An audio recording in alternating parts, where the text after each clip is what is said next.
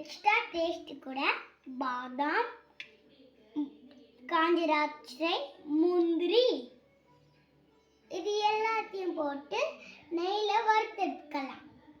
இதுக்கு நம்ம சொன்னதெல்லாம் கொட்டிக்கலாம். இப்போ போட்டு பண்ணிக்கலாம், கற்றுக்கலாம்.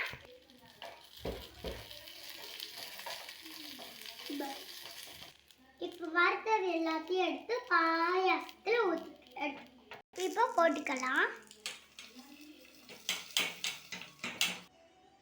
இப்போ டேஸ்ட் இப்படி கலக்கி விட்டுட்டு டேஸ்ட் எப்படி இருக்குன்னு பார்க்கலாம். இப்போ குடிச்சு பார்க்கலாம்.